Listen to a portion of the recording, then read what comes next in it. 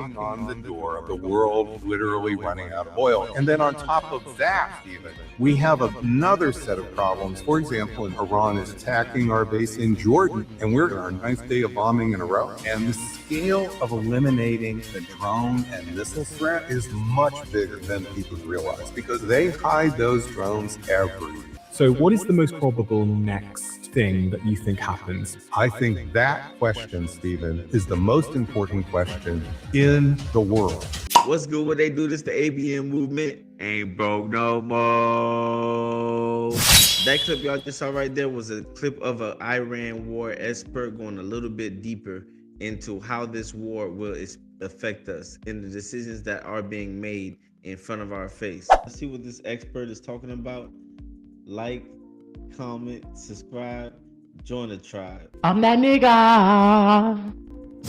That's what I'm saying is not, when I listen to Vice President Vance, which I've listened to your interview and other interviews, a super smart guy, okay? This is not a matter of that, okay? But he's thinking of it as a business deal. We want Hormuz open. What's it gonna take to pay? They're not looking at that. They're looking at, they want to be a regional hegemon. This is their roadmap, and that's why they stuck to those goals. But they signed this document, but then the war has kicked off anyway, again. Because what happened is President Trump signed the document. He owned the document for a day. He explained that he signed the document because this was literally 4 weeks ago, because the world was going to run out of oil in 4 weeks, and he wanted to open Hormuz. So President Trump saw this as a way to try to open Hormuz. But what happened immediately after President Trump signed the document, literally starting in the next 48 hours, is President Trump started to, and his administration started to undermine the document, violate the clauses in that document. So issue number one was Secretary Rubio establishing a framework accord agreement in Lebanon, which essentially would lock in Israel's military presence in Lebanon as far as the eye could see.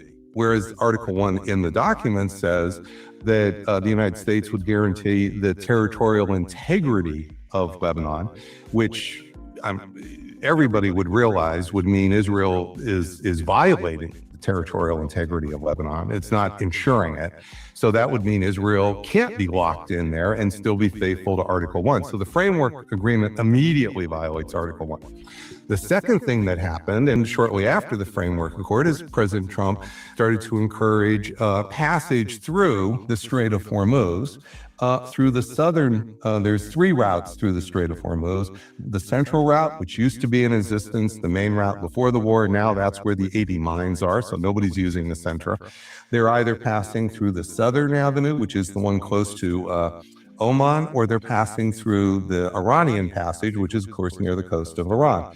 And what President Trump did is he started to encourage this passageway, ships to bypass or pass through Hormuz on the southern passageway, but with no coordination with Iran, with no even Donald Trump tried to back door. They left the back door cracked a little bit, so he thought he could walk in. You know what I'm saying? Often with their transponders turned off. In fact, President Trump was bragging about this as his secret way to sort of bypass Iran's control of the Strait of Hormuz. He literally bragged about this on multiple posts on True Social. Well, that directly contravenes Article 5.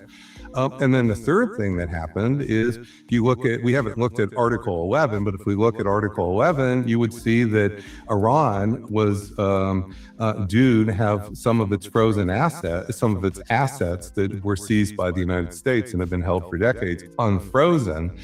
And there's a specific sentence which gives Iran the exclusive right to determine what.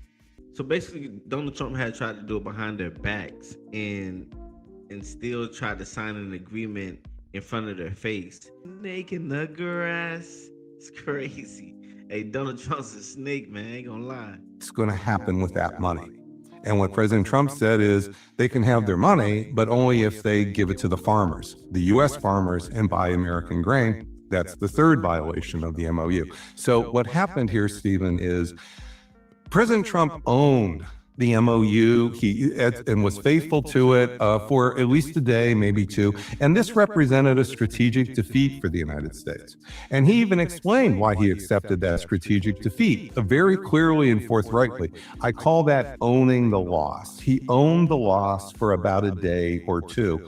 But then he tried to reverse the loss almost immediately, Stephen. And that's how we're back at war. Because the big miscalculation that happened in this period was assuming that if President Trump didn't restart the war would be over.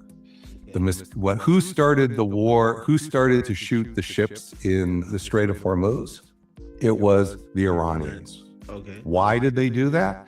Because we were violating the MOU, bypassing their control of the Strait of Hormuz, and that means preventing Iran from becoming the regional power, the rising regional power, ultimately the regional hegemon. So this is why they violated. It wasn't so much a legal understanding. This is great power politics, Stephen.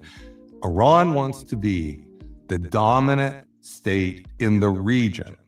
The United States does not want Iran to be the dominant state in the region.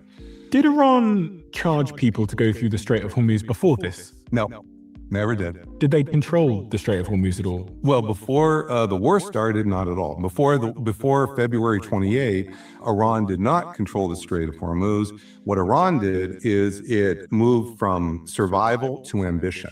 So Iran saw there was an opportunity with the bombing because the United States had we didn't even have our Navy here. There was no means whatsoever to sort of offset this Iran's control of the Strait of Hormuz. Nothing at all. So we bombed them, but we weren't present. So we gave them time to get ready. That's what I'm understanding. Let me know if I'm wrong. Iran took this as an opportunity, and the opportunity was to seize power.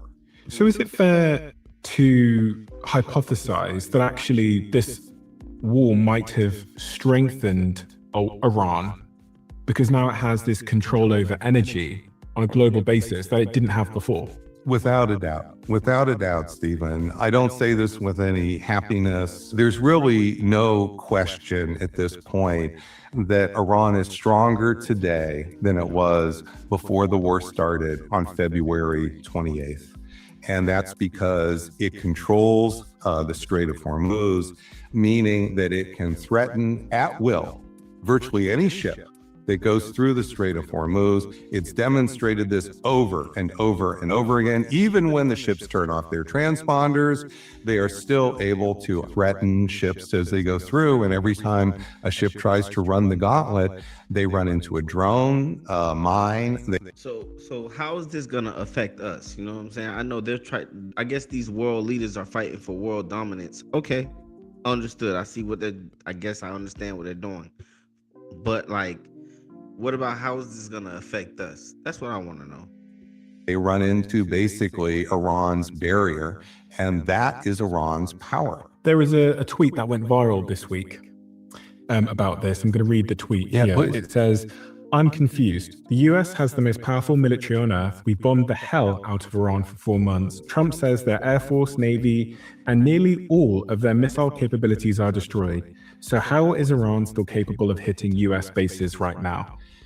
Because only a small fraction of its drone arsenal is necessary and missile arsenal in order to inflict that damage.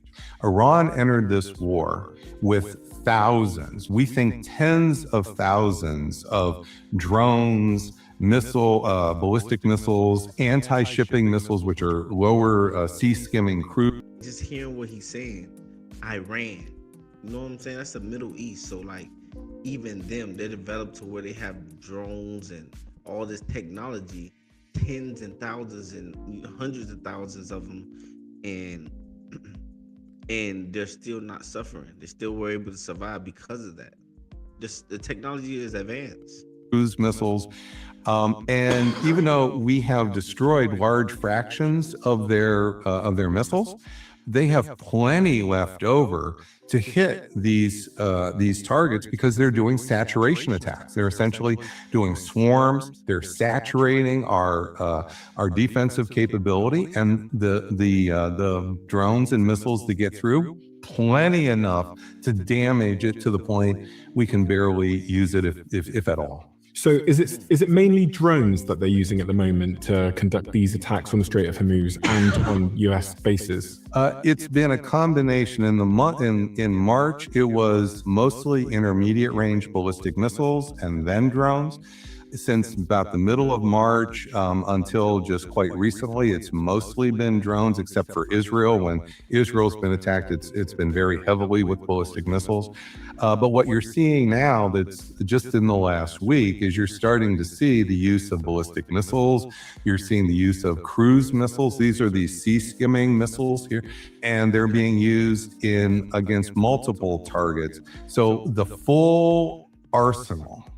But defense on 100, you know what I'm saying? 99 overall. 2027 Madden, you know what I'm saying? 99 overall defense, you know what I'm saying? These boys got that defense prepared. Explain to me in just simple terms why it's so difficult to remove that capability. You know, I was looking at this picture here, which shows the size of a drone relative to another object, which is a car. So I guess there was two questions, which is like, where do they hide these, and how easy it is it to make one of these drones? So they hide those drones, Stephen, everywhere. Okay. They're in drone caverns, they're in warehouses, they're everywhere. They could be, so that drone, just to kind of give you a sense here, would easily fit in this room. But the reason this is so difficult is notice how small that is here, that drone, compared to the scale of where it could be. And this is what I really want to show you, because this is, I think, the hardest part to explain to people as I'm talking in whatever format I'm talking, is it's the scale of eliminating the drone and missile threat is much bigger than people realize, because they're hearing measurements. Well, we've destroyed X percent and Y percent. And that's why you're getting the question. But if you look at this map, this is what where these drones, these Shahed 136, could literally be anywhere in this radius, 500-mile area. And notice how huge this area is. This area like this is bigger than California. It's 1.5 times the size of California. So I guess it's like trying to find a truck in California. It's like trying to find a truck in California. These little things here are the Shahed drones. Yeah. Okay. And what we're doing in this area, which is mountainous, so this is why we have a three-dimensional. It's not just a two-dimensional problem. It's a three-dimensional problem. We'll show some of these visuals on screen now, just to show what the terrain, where they're hiding these drones, might be like. They could be anywhere in these mountains. There's all kinds of, and if we kind of imagine this as a visual, so this is the general problem here we have, which is just this stuff could be anywhere. And now these are the drones, and this is the terrain that the drones are going to hide in. And notice I've just sprinkled some here, but now I'm going to cover these up with more terrain. And notice you can't see those drones anymore. And now I'm going to put in some more drones somewhere else. And now we're going to put another layer in. And this is again, it's the three-dimensional part of the problem, meaning hard to find from the air. It's like a lasagna or a casserole, you know what I'm saying? It got layers on layers of drones, cover up, drones, cover up. Now, if I get my people out and I start going in, now I could start to dig them out. But let's just keep doing this for a while. So now I'm putting in another, say, 20 drones, and I'm going to cover it yet again. And then I'm going to put in another set of drones, and I'm covering it yet again. I guess you could put all the drones in there and you would still be able to cover them. You would, yes, but you wouldn't do it you do it in layers. So they're going to make it so that if you find one, you're going to have to work really hard. You have to get a drone by drone by drone, or at least in clusters of them. I guess also an important point of context is they're also making new ones this whole time. Exactly. So our estimates that we have leaked from the Pentagon are in April. That's months ago. These drones, they were making 55,000 a year and giving them to Russia. So just think about that. That's thousands every single month. Why haven't they made another 5 or 10,000 drones since April? If you want this to open, it's going to come in the next few weeks, maybe month, which is the world economic crisis. We are knocking on the door of what President Trump told us he was trying to avoid, which is the world literally running out of oil. And just today, before we started, the Houthis, which big ally of Iran, so just to come back here and that's what I wanted to know. How's this gonna affect us? The world's gonna run out a lot of oil. And how is that gonna affect us? And re-show the map. Remember, I said that once the Strait of Hormuz became shut down, there was 2 million of barrels coming out every day through for the UAE, coming out through Fujairah, and then 4 to 5 million coming out from Saudi Arabian oil going out to the Red Sea. And this is the port there at the Red Sea. Well, the Houthis have just shut this down literally today. Oh, really? Literally before we came on. It happened about 6 hours ago. This has been escalating for several weeks. Iran's been asking for this. This is part of the general escalation that we're seeing. Okay, so we've got the Strait of Hormuz closed. We've got the Houthis closing the Red Sea. So there's no oil flowing through there. Yeah. So are we on the verge of an economic crisis if things don't change quickly? Yes. This is literally the nightmare scenario that we've been worrying about. And the reason is this. Go back and let's think about this from the 20 million barrels of oil that was going through the Strait of Hormuz. So when Iran gained control of the Strait of Hormuz, what happened immediately is the Saudi Arabia and the UAE started to bypass Hormuz with 7 million barrels a day. So that means only 13 million at issue, right? That's helpful. The next is the Strategic Petroleum Reserve, the United States. And we started to release about 5 or 6 million barrels a week through the strategic oil. When? We started to do this, it's right around the middle of March. I can't remember the exact date, but notice that you put a big dent in that. And so that's one of the reasons the oil markets did not go crazy right away. All right, that's it for episode 2. You know what I'm saying? We're going to go ahead and stop it right there. You know what I'm saying? It seems like President Trump tried to backdoor these boys. You know what I'm saying? He tried to hit them with the skirt. America is running out of oil. You know what I'm saying? And we need that world dominance in that region so that we can upkeep the oil that's necessary in our country. That's what I'm getting from it so far on both episodes, episode 1 and 2. I'm gonna go ahead and make it episode 3 so that we can learn more about this journey of what's going on in the Iran war and how it's gonna affect us. I mean, y'all go ahead and join the journey, man. It's the ABN movement. Ain't broke no more. Yeah, man. Go ahead and press that like button, press the subscribe button, and drop all your comments.